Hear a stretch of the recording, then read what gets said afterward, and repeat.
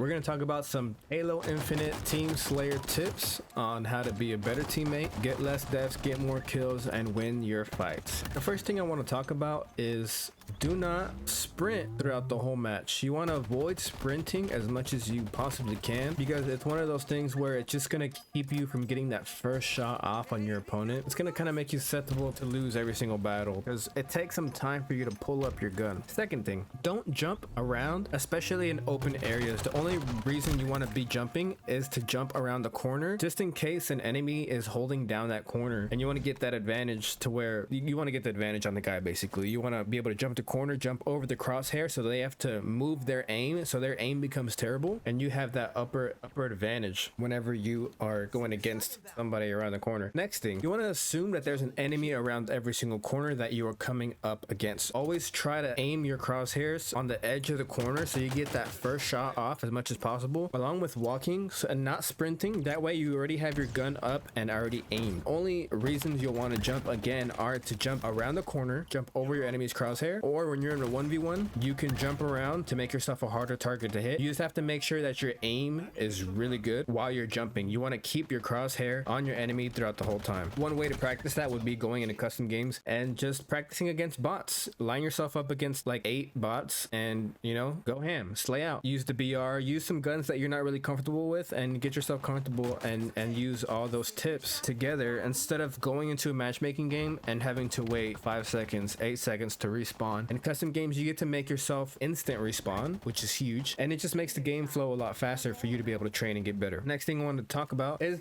you want to check behind yourself. Other than checking the corners, you want to just assume there's an enemy behind you at all times. Just look behind you slightly. You can possibly get somebody coming from behind you, because what happens in Halo, we know this. You get third party, you get shot from the back, or when your shields are down, you run into another enemy. So you want to make sure that none of those 3 things happen. You want to make sure you recharge your shields as much as possible. You want to make sure that you run away from fights that you know you can't win. When you get into a 1v1, it's very clear the first second that you start fighting if you're going to win that 1v1 or not. If you hit your shots, I mean, you could miss like half of your shots at the end of the fight and you'll sitting there wondering like, how did that happen? But you definitely can run away. Running away is not shameful. You can put yourself in a better position. You reset yourself and put yourself in a better position to get a kill or 2. Next thing you want to do is make sure you use your AI scan and you look for power weapons. You look for the equipments on the map and just know where they spawn at all times. Some of the best power weapons in the game that I personally like using are the Mangler. Everyone knows that gun is pretty cracked. Next, the BR. You want to make sure you know where the BR is. The Commando. If the BR is not going to spawn in the map, the Commando might spawn as well. And the Commando is pretty nice on medium range if you can hit your shots. But you definitely want to grab those power weapons as much as you can, because everyone starts out with the AR and the pistol, and it's just simply not going to be enough compared to the power weapons in the game. So make sure you recharge your shields. And also, if you're on mouse and keyboard and you set your keybinds accordingly, you want to make sure that you set your pinging on a button where you can easily reach, or on the mouse, because pinging in this game is pretty important when you're trying to tell your teammates where the enemies are. Any kind of communication goes a long way in this game, and it could definitely change the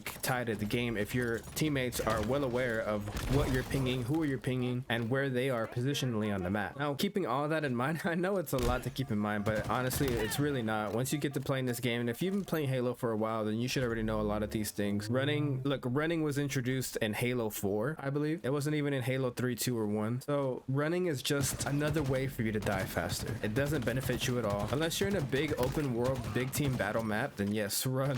By all means, run, because walking is not fun in those maps. But in a small map like this one, walking around the outside of the map is what you're going to want to be doing. You never want to walk in the middle, obviously. You never want to catch yourself ever in the middle. That's obviously a dead zone. And if you're going to be in the middle, then you better make sure that you're going for a power weapon and you're sprinting as well as you're doing that, because you don't want to be in the middle for too long. You really don't. At the end of the day, if you find yourself struggling a lot in matchmaking, then go ahead and take yourself to the academy and train up a little bit. All right, guys, I hope y'all liked the video. Leave a like and a comment. Maybe subscribe if you can. I'd really appreciate it. And once again, thank y'all for watching my video, and I really appreciate it.